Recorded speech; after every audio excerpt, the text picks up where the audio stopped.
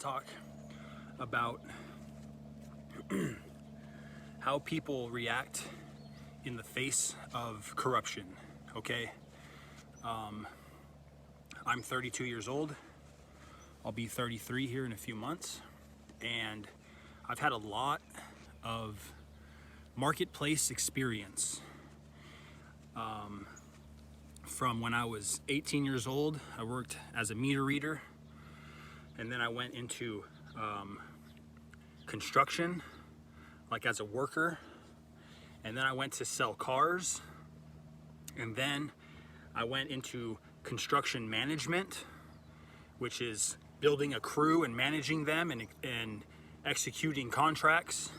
Still kind of working, but a managerial level of labor, I guess you could say. Anyway, from there, I went to trying to start like probably a dozen different businesses and failing.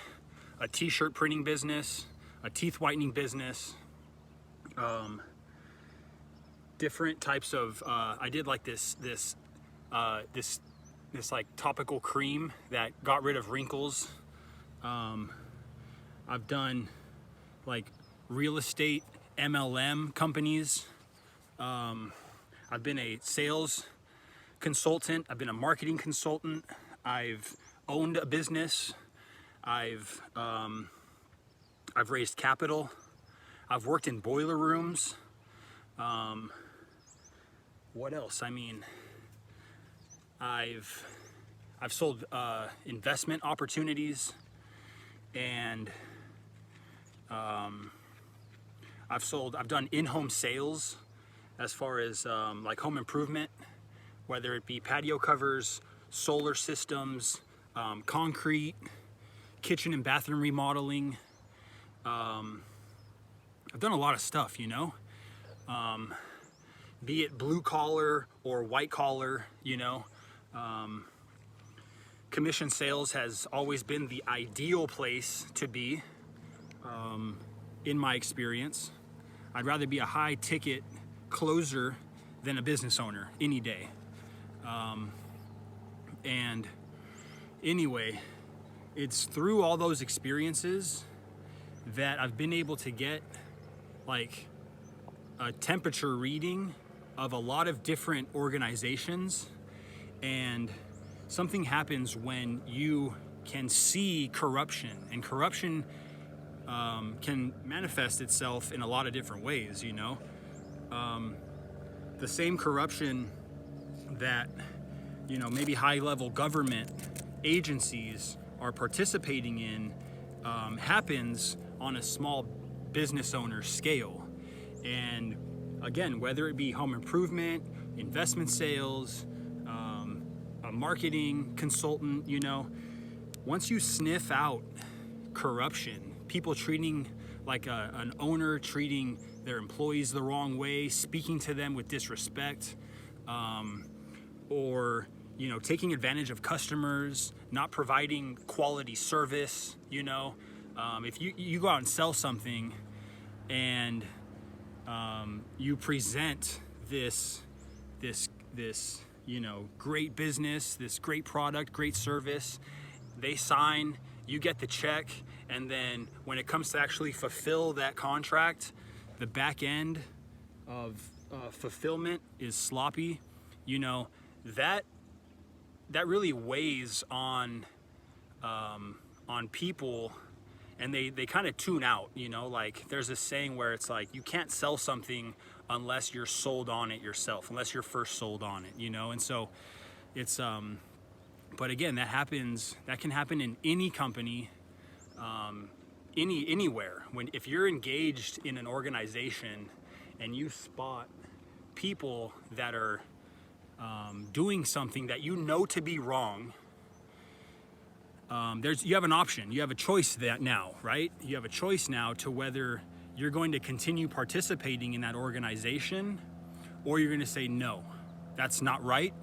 I know it's not right, and I can't be affiliated with that, you know. So there's a lot of different ways to blow the whistle on corruption. You know, there's subtle ways of just basically quitting. Say, you know what, I'm done. I know what's going on here is wrong, and I don't want to be a part of that. So you might quit. You know, that's like the subtle way to whistleblow, is to basically say, I want nothing to do with this. Then there's actual whistleblowing, which is putting out a video saying everyone needs to know about this. This person, this company, this organization, they're doing things that aren't right, and you're actually bringing the public spotlight on what's going on. And so there's different levels of whistleblowing, you know, like there have been companies that I've worked for where I, in the beginning, was just all in, 100% enthusiasm, excited, you know, just pumped up. You don't know what's going on until you actually spend X amount of time with a group of people for them to reveal themselves to you.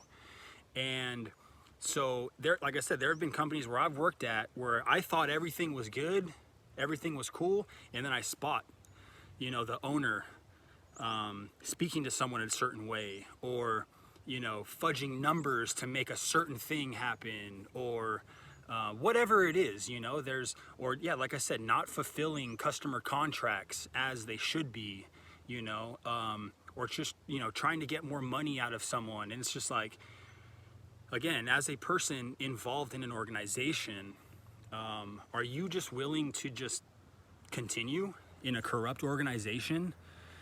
Because the truth always comes out, you know, and right now what we're seeing in the medical field is nurses and doctors and medical staff that are coming forward and saying, this isn't right. You know, what's happening here is not protocol. They are not looking out for the patient's best interest. They are actually harming them, and malpractice is happening all around, and there's no one saying anything, you know. And it's crazy. You know, my dad was in Vietnam, and you know, one thing that he always tried to impart to me, number one, don't join the military. Number one, don't do it. Even though he did it, you know, his message was don't do it. Number two, from his experience was, you know, we don't all know the whole story. We're told a piece of the story in order to get us involved, but that piece, like the campaign, is almost always opposite of what is. So he was in a foreign country that he was told he was liberating, but really they were carrying out tyrannical, abusive measures on a civilian population. And that's just, it is what it is, right? And then, and again, at home, there's this whole narrative of you're a hero, you're liberating people, you're saving them, you're a hero, right? But that's not the case. You're actually, that's an opposite campaign. So when you're stuck in an organization that's corrupt, the public relations campaign is saying you're a hero. You inside are saying, I'm not a hero. In fact, there's so much corruption going on right now. I'm scared. I'm scared to speak out. I'm scared to continue what I'm doing. And it's just, it puts you in a really hard mental space to continue.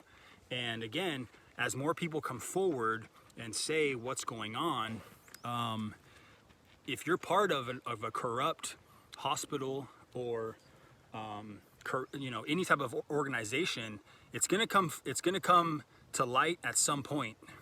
And I would just really urge you to get out of it before it actually exposes itself, because you don't want to be a part of that. And you have a duty to humanity to call out corruption. If you're a nurse, if you're a doctor, and you see something that's not right, you have a duty to the community to come out and say, hey, this is not right. I know it's not right, and it needs to stop. You don't just go along with it. That is how it breeds more corruption. So you have a duty to the community to come out and say, hey, this is not right. I know it's not right and it needs to stop. And that's it. This is the correct way to face corruption.